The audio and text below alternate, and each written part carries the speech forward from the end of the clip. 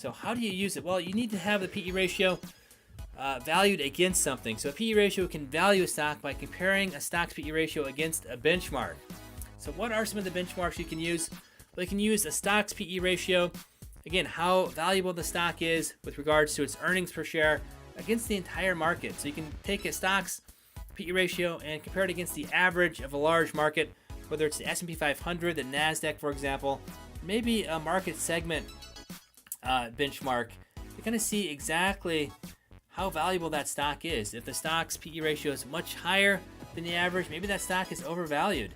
Another way of doing it, a little bit better way, is comparing that stock's PE ratio against the same industry or the same stock type. So for example, comparing Ford against GM. But you have to be careful, because if you compare a Ford and GM against a Tesla, for example, comparing two blue chip companies, well-established companies, against a growth stock.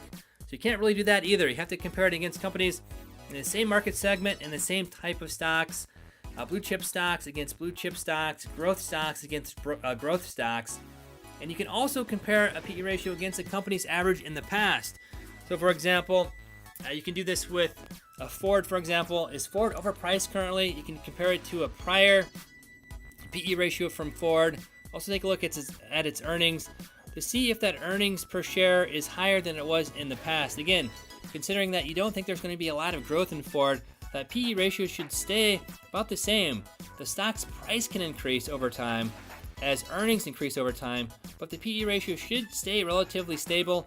If it's not, you can basically say, hey, a company is overvalued if the PE ratio is above its historic average, or a company is undervalued if that PE ratio is under a company's historic average.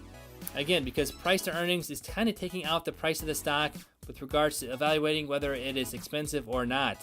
It's really based on earnings. So as a company will increase over time, a stock may go from $10 to $20, but if its earnings is also increasing at the same rate, that PE ratio will not change at all. That's really what you're looking at. If that PE ratio is higher in the future, maybe that stock is somewhat overvalued. If it's lower than what it was in the past, maybe that company's undervalued, and it'll be a very good value investing opportunity.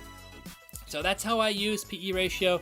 Again, this is a very simple way of describing what a PE ratio is. You can use this in a much more sophisticated fashion, but the way I use it is using it against the market average, again, against the stocks in the same industry, individual stocks, as well as index is of particular industries, and then comparing the PE ratio of a stock compared to what it was in the past. And typically this is good for stocks that are dividend stocks, well-established stocks, blue chip stocks, and not growth stocks. You really don't want to be using it in that fashion with growth stocks. So let me know what you guys think of the PE ratio.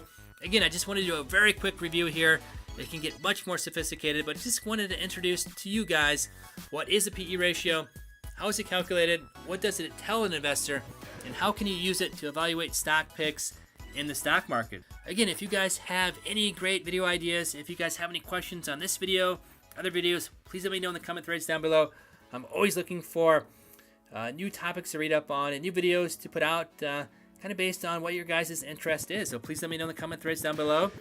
And kind of with that, I'll end the video, and we'll see you guys next time.